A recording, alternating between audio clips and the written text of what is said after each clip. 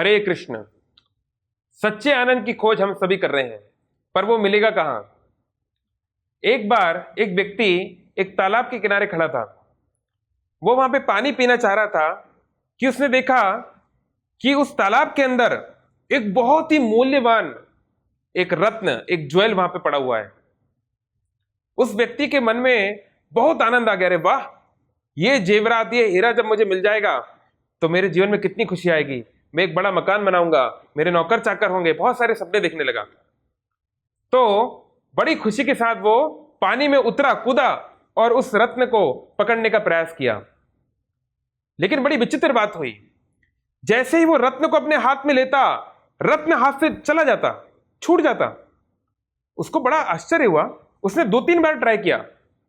उसको लगा कि शायद देवी देवता मेरे ऊपर गुस्सा है, भगवान का नाम लिया, फिर ट्राई किया, फिर भी नहीं हो रहा।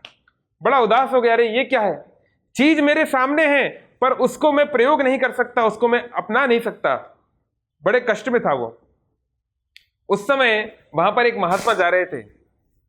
महात्मा ने कहा कि पुत्र, तुम जो कर रहे हो वो मूर्खता है, तुम्हें कभी भी रत्न पानी के अंदर नहीं मिल सकता। क्यों? क्या मैं कोई भ्रम देख रहा हूं? क्या मुझे कुछ झूठ दिख रहा है? नहीं, भ्रम नहीं है। लेकिन वो रत्न उस पानी में नहीं है, उस तालाब में नहीं है, बल्कि उस तालाब के पास में तट पर जो पेड़ है, जो वृक्ष है, उसकी एक डाली पर, शाखा पर वो पड़ा हुआ है।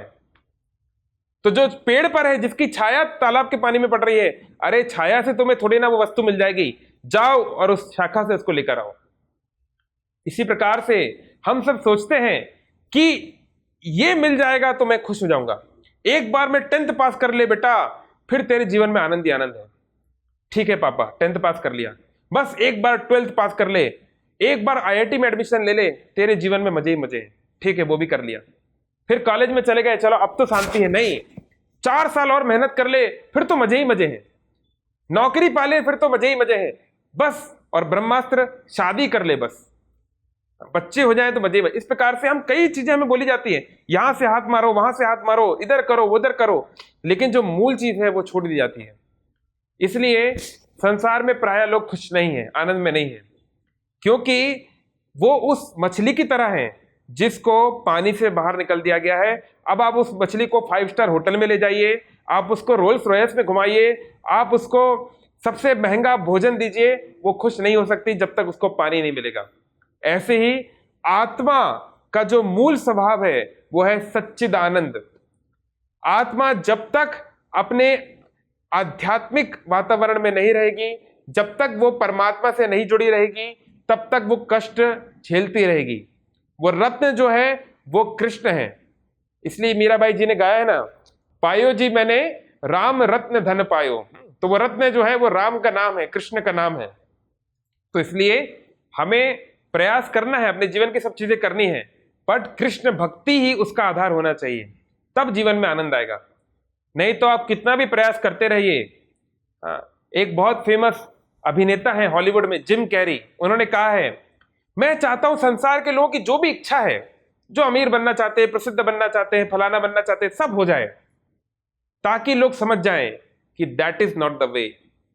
वो इस प्रश्न का उत्तर नहीं है, उससे उनको आनंद नहीं मिलेगा ना। हम देखते हैं क्यों इतने बड़े बड़े दुनिया के इस समय जो सबसे अमीर लोग हैं, उनमें से क्यों ऐसे कुछ लोग हैं जिनका डिवोर्स हो रहा है, क्यों वो लोग का तलाक हो जाता है, क्यों बड़े बड़े फिल्म स्टार लोग, बड़े बड़े जो सेलिब्रिटी लोग हैं जिनका इतना यश, इतना नाम है, करोड़ों फैन है, बहुत पैसा है, क्यों वो सुसाइड कर लेते हैं, डिप्रेशन में रहते हैं, ड्रग्स लेते हैं और अन्य प्रकार की गलत गतिविधियों में लगते हैं?